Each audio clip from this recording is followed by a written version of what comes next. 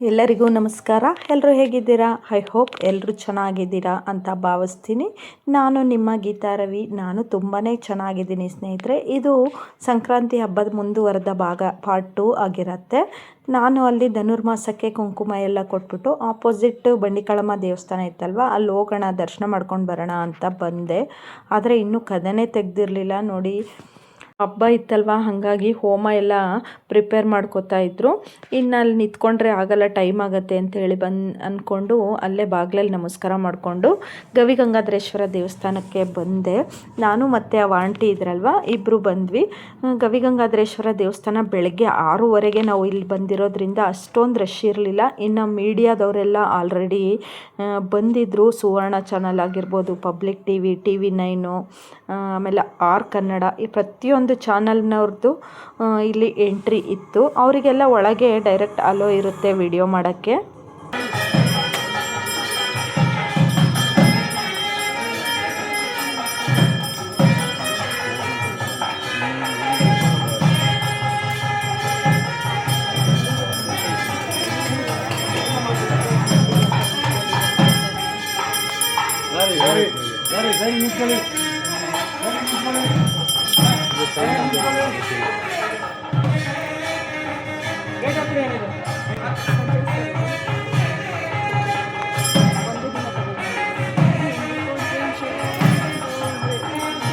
ಇನ್ನು ದೇವಸ್ಥಾನದೊಳಗೆ ಸ್ನೇಹಿತರೆ mobile hello ಇರಲ್ಲ. ಇಲ್ಲಿ ನೋಡ್ಬೋದು ತುಂಬಾ ರಶ್ ಇತ್ತು. ಯಾಕೆ ಅಂದರೆ ಪೂಜೆ ನಡೀತಾ ಇರೋದ್ರಿಂದ ಜನಗಳನ್ನ ಸ್ಟಾಪ್ ಮಾಡಿದರು, ಬಿಡ್ತಾ ಇರಲಿಲ್ಲ. ಹಾಗಾಗಿ ಸ್ವಲ್ಪ ಒಂದು 20 ನಿಮಿಷ ಏನೋ ವೆಯ್ಟ್ ಮಾಡಿದ್ವಿ. ದರ್ಶನ ಮಾತ್ರ ತುಂಬಾ ಚೆನ್ನಾಗಾಯಿತು, ಬೇಗನೂ ಆಯಿತು. ಬೇಗ ಮೂವ್ ಆಯಿತು, ತುಂಬ ಏನು ವೆಯ್ಟ್ ಮಾಡಲಿಲ್ಲ. ಇನ್ನು 12:30ಇಂದ 6 ಗಂಟೆ ತನಕ ದರ್ಶನ ಇರಲ್ಲ. ಯಾಕಂದರೆ ಸೂರ್ಯರಶ್ಮಿ ಗವಿಗಂಗಾಧರನ ಮೇಲೆ ಬೀಳುತ್ತಲ್ವ, ಹಾಗಾಗಿ ಸ್ಟಾಪ್ ಮಾಡಿದರು. ಅಲ್ಲಿಂದ ನಾವು ದರ್ಶನ ಎಲ್ಲ ಮುಗಿಸ್ಕೊಂಡು ಗವಿಗಂಗಾಧರೇಶ್ವರ ದೇವಸ್ಥಾನದ ಮುಂದೆನೇ ಇಲ್ಲಿ ನಾಗರಕಟ್ಟೆ ಇದೆ. ಅಲ್ಲಿ ಈ ಥರ ಲಿಂಗನ ಪ್ರತಿಷ್ಠಾಪನೆ ಮಾಡಿದ್ದಾರೆ. ಇದು ಮುಂಚೆ ಇರಲಿಲ್ಲ, ಈಗ ಒಂದು 2-3 ಇಯರ್ಸ್ ಆಯಿತು ಅನಿಸುತ್ತೆ ಆಗಿ. ಮುಂಚೆ ಇದ್ದಿದ್ದು ನೋಡಿಲ್ಲಪ್ಪ ನಾನು, ಬರೀ ನಾಗರಕಟ್ಟೆ ಮಾತ್ರ ಇತ್ತು. ಅಲ್ಲೆಲ್ಲ ಎರಿತಾ ಇದ್ರು ಸ್ನೇಹಿತರೆ. ನಾವು ಒಂದು ರೌಂಡು ಮುಗಿಸ್ಕೊಂಡು ಅಲ್ಲಿಂದ ಮತ್ತೆ ನಾನು ಊರಿಗೆ ಬೇರೆ ಹೋಗಬೇಕಾಗಿತ್ತು. ಹೇಳಿದ್ನಲ್ವ, ನಾನು ಊರಿಗೆ ಹೋಗಬೇಕು, ಪರ್ಸ್ನಲ್ ಕೆಲಸ ಇದೆ ಅಂಥೇಳಿ. ಹಂಗಾಗಿ ನಮ್ಮ ಹಸ್ಬೆಂಡ್ ಬೇರೆ ವೆಯ್ಟ್ ಮಾಡ್ತಾಯಿದ್ರು. ಬೇಗ ದರ್ಶನ ಮಾಡ್ಕೊಂಡು ಬಂದ್ಬಿಟ್ಟು ನಾನು ಸೀದಾ ಮನೆಗೆ ಹೋದೆ. ನಮ್ಮ ಹಸ್ಬೆಂಡು ಮತ್ತು ಮಗ ಆಲ್ರೆಡಿ ರೆಡಿ ಆಗಿದ್ದರು. ನೋಡ್ಬೋದು, ದರ್ಶನ ಮುಗಿಸ್ಕೊಂಡು ಬಂದನಲ್ವ, ಹಣೆ ಮೇಲೆ ಕುಂಕುಮ, ಅರಿಶಿನ, ವಿಭೂತಿ ಎಲ್ಲ ಜೋರಾಗೆ ಹಾಕ್ಕೊಂಡಿದ್ದೆ. ಇನ್ನು ನಮ್ಮ ಅಮ್ಮನ ಮನೆಗೆ ಬಂದೆ. ಕಡಲೆಕಾಯಿ ಆಗಿರ್ಬೋದು, ಆಮೇಲೆ ಅವರೆಕಾಯಿ, ಗೆಣಸು 3 ಬೇಯಿಸ್ಬಿಟ್ಟು ಈ ಸೀಸನಲ್ಲಿ ತಿಂತಾರೆ.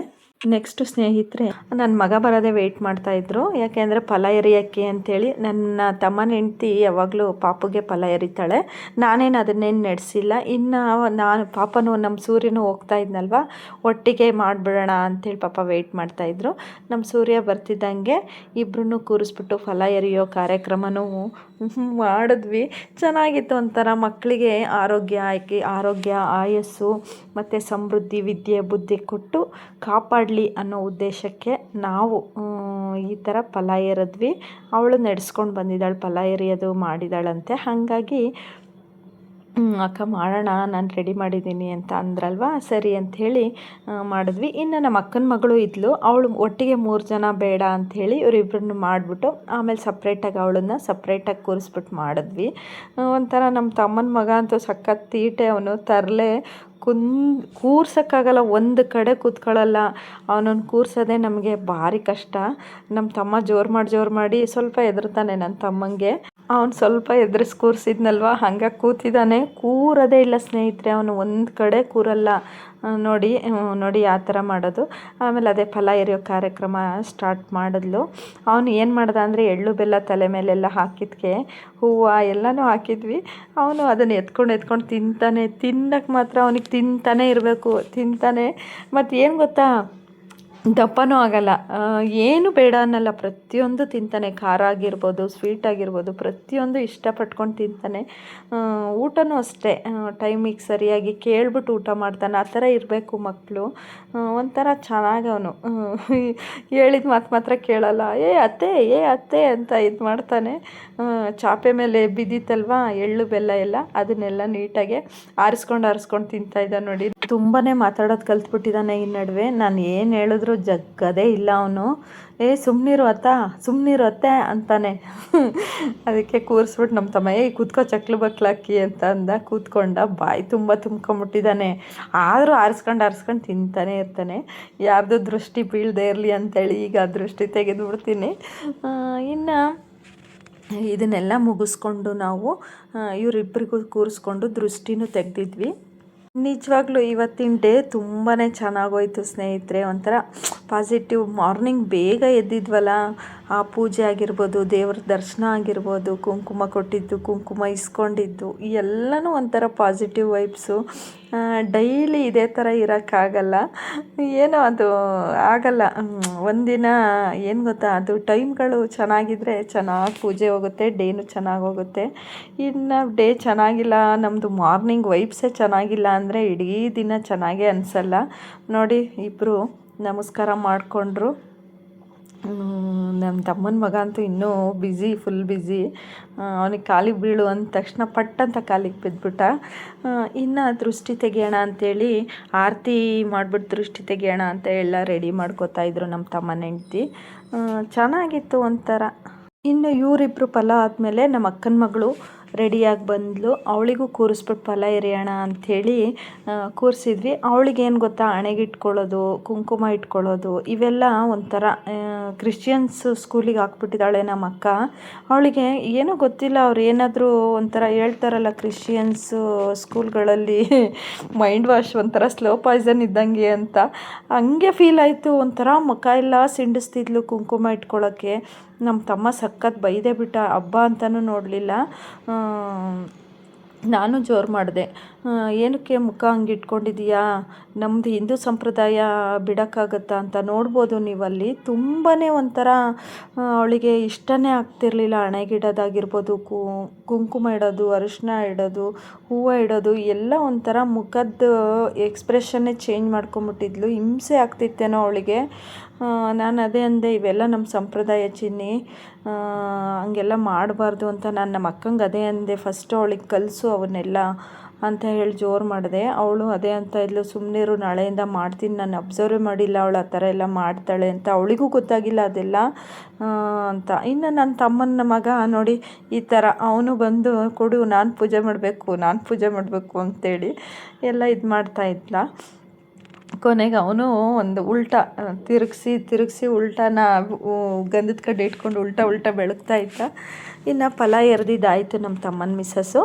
ಇನ್ನು ನಾನು ಪೂಜೆ ಮಾಡೋಣ, ಇವಳಿಗೊಂದು ಫಲ ಎರೆಯೋಣ ಅಂಥೇಳಿ ಅಂದ್ಕೊಂಡು ಬಂದೆ. ಅಷ್ಟೊತ್ತಿಗೆ ಕಾಲಿಗೆ ಬೀಳು ಅತ್ತೆಗೆ ಅಂತ ಅಂದೆ. ನಮ್ಮ ಪಾಪ ಅವಳು ಮಾಡಿದ್ಲು, ಅವಳಿಗೆ ಕೈಲಿ ಎಷ್ಟಾಗತ್ತೆ ಅಷ್ಟು ಮಾಡಿದ್ಲು.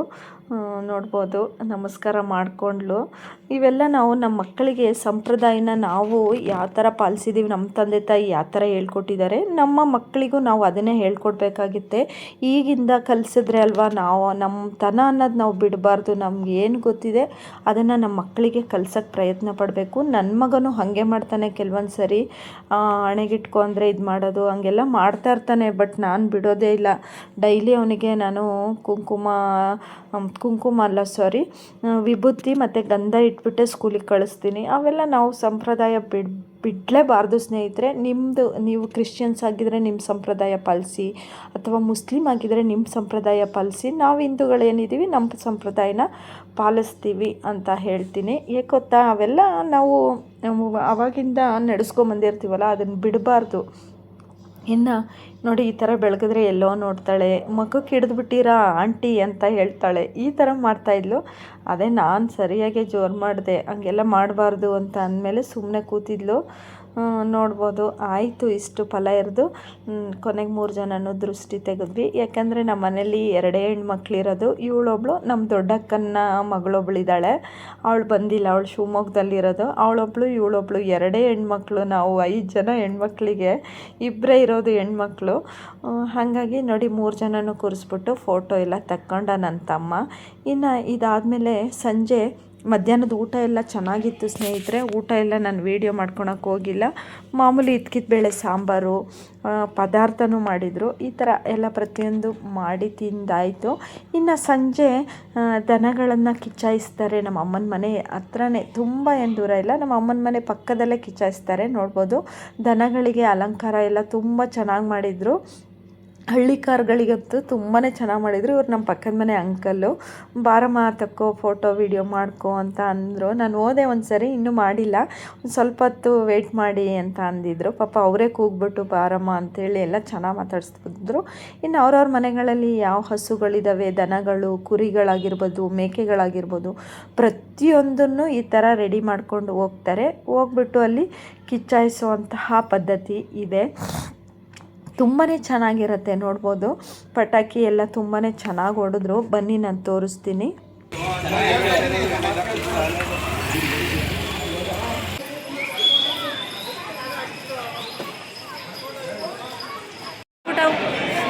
ಪ್ರತಿಯೊಂದು ಊರುಗಳಲ್ಲೂ ಈ ಥರ ಸಂಕ್ರಾಂತಿ ಹಬ್ಬಕ್ಕೆ ದನ ಕಿಚ್ಚಾಯಿಸುವಂತಹ ಪದ್ಧತಿ ಇದೆ. ಅವರು ಟೈಮಿಂಗ್ಸ್ ಏನೋ ವೆಯ್ಟ್ ಮಾಡ್ತಾಯಿದ್ರು ಅನಿಸುತ್ತೆ. ಇನ್ನೂ ಬೆಂಕಿ ಹಾಕಿರಲಿಲ್ಲ. ನೋಡ್ಬೋದು ಎಲ್ಲೆಲ್ಲಿ ಕೂತ್ಕೊಂಡು ನೋಡ್ತಾಯಿದ್ರು ಅಂದರೆ ಜನಗಳು ತುಂಬಾ ಜನ ಸೇರ್ಕೊಂಡ್ಬಿಟ್ಟಿದ್ರು. ನಾನು ಇದೆಲ್ಲ ವಿಡಿಯೋನ ಒಂದು ಕವರ್ ಮಾಡಿಕೊಂಡೆ. ಪಾಪ ಅಲ್ಲಿ ಪಕ್ಕದಲ್ಲಿ ಅಂಗಡಿಯವರು ಬನ್ನಿ, ಈ ಕಡೆ ಬನ್ನಿ ಮೇಡಮ್ ಅಂತ ಕೂಗ್ತಾಯಿದ್ರು. ಇರಲಿ ಸರ್, ಇಲ್ಲೇ ಚೆನ್ನಾಗಿ ಬರ್ತಾಯಿದೆ ಅಂಥೇಳಿ ನಾನು ನೋಡಿದೆ. ನೋಡ್ಬೋದು ಎಲ್ಲ ಒಂಥರ ಮಾಡಿ ಮೇಲೆ ಆಗಿರ್ಬೋದು. ಇದು ಕಾಳಮ್ಮನ ಚಾಮುಂಡೇಶ್ವರಿ ದೇವಸ್ಥಾನದ ಮೇಲೂ ಹತ್ಕೊಂಡಿದ್ರು ಜನ. ಚೆನ್ನಾಗಿತ್ತು ಒಂಥರ. ನಾನು ನೋಡಿದ್ದೆ, ಒಂದು 2 ಸಾರಿ ಏನೋ ನೋಡಿದ್ದೆ, ಬಟ್ ಸ್ಟಾರ್ಟಿಂಗಿಂದ ನೋಡಿರಲಿಲ್ಲ. ಬಟ್ ಈ ಸಾರಿ ಸ್ಟಾರ್ಟಿಂಗಿಂದ ನೋಡಿದೆ. ತುಂಬಾ ಚೆನ್ನಾಗಿ ಅನ್ನಿಸ್ತು. ನೋಡ್ಬೋದು ಇವಾಗ ದನಗಳನ್ನ ಇದೇನು ಹಾಕಿದಾರಲ್ವ, ಹುಲ್ಲು ಹಸಿನ ಮೇಲೆ ಬೆಂಕಿ ಹಾಕಿದಾರಲ್ಲ, ಇದ್ರ ಮೇಲೇ ದನಗಳು ಓಡ್ಕೊಂಡು ಹಾರ್ಕೊಂಡು ಬರ್ತವೆ. ಅಂದರೆ ನೋಡಿ ಈ ಥರ ಜಿಕ್ಕೊಂಡು ಬರ್ತವೆ. ಪಾಪ ಒಬ್ಬರು ಯಾರೋ ಸ್ಕಿಡ್ ಆಗಿಬಿಟ್ರು. ಬೆಂಕಿ ತುಂಬ ನೋಡಿ ದೊಡ್ಡ ಉರಿತಾ ಇದೆ, ಜೋರಾಗಿ ಉರಿತಾ ಇದೆ, ಅದ್ರ ಮೇಲೆ ಹಾರ್ತಾರೆ. ನಾನು ಅದೇ ಅಂದ್ಕೊಂಡೆ, ಯಪ್ಪ ಏನು ಹಿಂಗೆ ಆಡ್ತಾರೆ ಅಂತ. ಇನ್ನು ಕೆಲವೊಬ್ಬರು ಏನು ಮಾಡ್ತಾರೆ, ಸ್ವಲ್ಪ ಬೆಂಕಿ ಕಡಿಮೆ ಆದಮೇಲೆ ಬರ್ತಾರೆ. ನಾನು ಈ ಥರ ಎಲ್ಲ ನೋಡಿರಲಿಲ್ಲ. ಬನ್ನಿ ನೋಡೋಣ.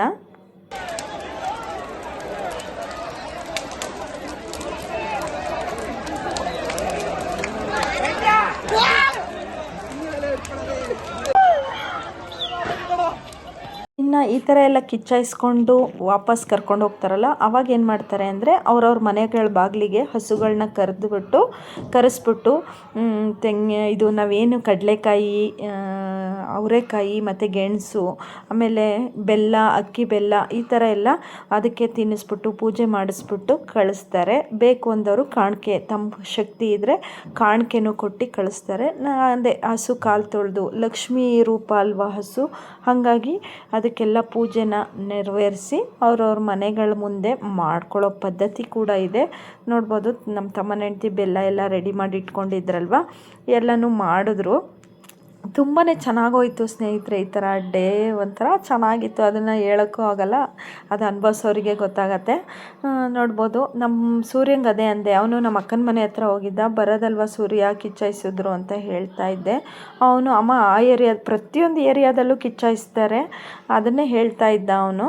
ಅಮ್ಮ ನಾನು ನೋಡಿದೆ ಕಣಮ್ಮ, ಅಲ್ಲೂ ಕಿಚ್ಚಾಯಿಸಿದ್ರು ಅಂತ. ನೋಡ್ಬೋದು ನಮ್ಮ ಮನೆ ಎದುರುಗಡೆ ಮನೆ ಆಂಟಿನೂ ಅವ್ರ ಮನೆ ಮುಂದೆ ಪೂಜೆ ಮಾಡಿದ್ರು. ಇನ್ನು ನಾವು ಪೂಜೆ ಎಲ್ಲ ಮುಗಿಸ್ಕೊಂಡು ಅರ್ಕೇಶ್ವರ ದೇವಸ್ಥಾನ ಇದೆ ಗುತ್ತಲಲ್ಲಿ, ಹೋಗಿ ಬರೋಣ ಅಂಥೇಳಿ ನನ್ನ ತಮ್ಮ ಬಾ ಹೋಗಿ ಬರೋಣ ಅಂತ ಅಂದ. ನಾನು ನಮ್ಮ ಹಸ್ಬೆಂಡು, ನಮ್ಮ ತಮ್ಮನ ಹೆಂಡ್ತಿ, ನಮ್ಮ ಅಕ್ಕಂದರು ಎಲ್ಲ ಹೊರಟ್ವಿ ಸ್ನೇಹಿತರೆ.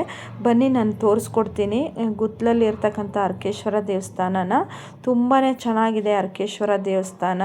ಇನ್ನು ನಿಮಗೆ ಗೊತ್ತಿದೆಯೇನೋ, ಆ ಅರ್ಕೇಶ್ವರ ದೇವಸ್ಥಾನದಲ್ಲಿ ಹುಂಡಿ ಕಳ್ತನ ಆಗಿತ್ತು. ಆವಾಗ 2-3 ಜನನೋ ಕೊಲೆ ಬೇರೆ ಮಾಡಿಬಿಟ್ಟಿದ್ರು. ಅದೇ ದೇವಸ್ಥಾನ ನಾವು ಹೋಗ್ತಾ ಇರೋದು. ರಾತ್ರಿ ಮಧ್ಯರಾತ್ರಿ ಏನೋ ಕೊಲೆ ಮಾಡಿಬಿಟ್ಟಿದ್ರು, ತಲೆ ಮೇಲೆ ಕಲ್ಲೆತ್ತಾಕಿ ಏನೋ ಸಾಯಿಸ್ಬಿಟ್ಟಿದ್ರು ಅಂತೇಳಿ ನನ್ನ ತಮ್ಮ ಹೇಳ್ತಾ ಇದ್ದ. ಅದನ್ನು ನೋಡಿ ತುಂಬಾ ನಂಗೆ ನೋಡಿಲ್ಲ, ಅದನ್ನು ಕೇಳಿ ನನಗೆ ತುಂಬ ಬೇಜಾರಾಯಿತು. ಇನ್ನು ಇದು ಬಸಪ್ಪನ ಸನ್ನಿಧಿ, ಅಂದರೆ ಬಸಪ್ಪ ಸತ್ತೋಗಿದೆ ಅನಿಸುತ್ತೆ, ಅದರದ್ದು ಅಲ್ಲಿ ಸಮಾಧಿ ಥರ ಮಾಡಿದ್ದಾರೆ. ಇದೇ ನೋಡಿ ಅರ್ಕೇಶ್ವರ ಸ್ವಾಮಿ ದೇವಸ್ಥಾನ. ನಾನು ನೋಡೇ ಇರಲಿಲ್ಲ, ಅಂದರೆ ಇದ್ರ ಮುಂದೆ ಓಡಾಡಿದ್ದೀನಿ 1-2 ಸರಿ, ಬಟ್ ದೇವಸ್ಥಾನದ ಒಳಗೆ ಹೋಗಿರಲಿಲ್ಲ. ತುಂಬಾ ಚೆನ್ನಾಗಿದೆ ಸ್ನೇಹಿತರೆ ದೇವಸ್ಥಾನ. ಬನ್ನಿ ನಾನು ತೋರಿಸ್ತೀನಿ ಯಾವ ಥರ ಇದೆ ಅಂಥೇಳಿ.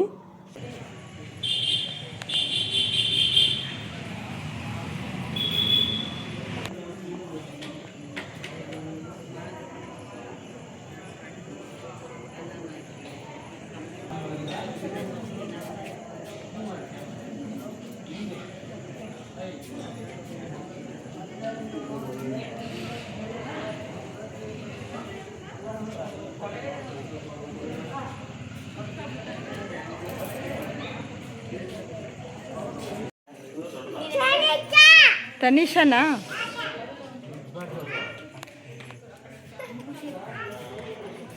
ನಾವೆಲ್ಲರೂ ದರ್ಶನ ಮಾಡಿಕೊಂಡು ಬಂದು ಬಾಗಿಲಲ್ಲಿ ಕೂತ್ಕೊಂಡ್ವಿ. ತುಂಬ ವಿಶಾಲವಾಗಿದೆ ಟೆಂಪಲ್ಲು. ನೋಡ್ಬೋದು ನಮ್ಮ ಅಕ್ಕನ ಮಕ್ಕಳು ಎಲ್ಲರೂ ಕೂತಿದ್ವಿ. ನಮ್ಮ ಹಸ್ಬೆಂಡ್ ಆ ಕಡೆ ಕೂತಿದ್ರು. ನೋಡ್ಬೋದು ಮುಂದ್ಗಡೆ ಎಲ್ಲ ರಾಮ ಸೀತೆ ಲಕ್ಷ್ಮಣ ಅವ್ರದ್ದೆಲ್ಲ ವಿಗ್ರಹಗಳನ್ನ ಪ್ರತಿಷ್ಠಾಪನೆ ಮಾಡಿದ್ದಾರೆ. ತುಂಬಾ ಚೆನ್ನಾಗೋಯ್ತು ಸ್ನೇಹಿತರೆ ಇವತ್ತಿನ ದಿನ. ಮುಂದ್ಗಡೆ ಗೋಪುರ ತೋರಿಸ್ತೀನಿ. ಇದು ನೋಡಿ ಅರ್ಕೇಶ್ವರ ಸ್ವಾಮಿ ದೇವಸ್ಥಾನ. ಸ್ವಲ್ಪ ಕತ್ಲೆ ಇತ್ತು, ಆಲ್ರೆಡಿ ತುಂಬ ಜನಗಳು ಬಂದು ಹೋಗ್ಬಿಟ್ಟಿದ್ರು. ನಾವು ರಾತ್ರಿ ತುಂಬ ಲೇಟಾಗಿ ಹೋದ್ವಲ್ಲ, ಹಾಗಾಗಿ ಜನ ಇರಲಿಲ್ಲ. ನೋಡಿ ಎಷ್ಟು ಚೆನ್ನಾಗಿದೆ ದೇವಸ್ಥಾನ, ತುಂಬಾ ಚೆನ್ನಾಗಿದೆ. ಮತ್ತು ಸುತ್ತಮುತ್ತ ಏನೂ ಮನೆಗಳಿಲ್ಲ, ತುಂಬಾ ಒಂಥರ ಕಾಮಾಗಿದೆ. ಎದುರುಗಡೆ ಗದ್ದೆ ಬಯಲು, ಆ ಥರ ವಾತಾವರಣ ತುಂಬ ಚೆನ್ನಾಗಿತ್ತು. ಇಷ್ಟ ಆಗಿತ್ತು ಸ್ನೇಹಿತರೆ ಇವತ್ತಿನ ವ್ಲಾಗು. ಇಷ್ಟ ಆಯಿತು ಅಂತ ಅಂದ್ಕೋತೀನಿ. ಇನ್ನೂ ಯಾರೆಲ್ಲ ಚಾನಲ್ನ ಸಬ್ಸ್ಕ್ರೈಬ್ ಮಾಡದೆ ನೋಡ್ತಾ ಇದ್ದೀರಾ, ಸಬ್ಸ್ಕ್ರೈಬ್ ಮಾಡ್ಕೊಂಡು ನೋಡಿ ಅಂತ ಹೇಳ್ತಾ ಇವತ್ತಿನ ವಿಡಿಯೋನ ಎಂಡ್ ಮಾಡ್ತಾಯಿದ್ದೀನಿ. ಬಾಯ್ ಸ್ನೇಹಿತರೆ.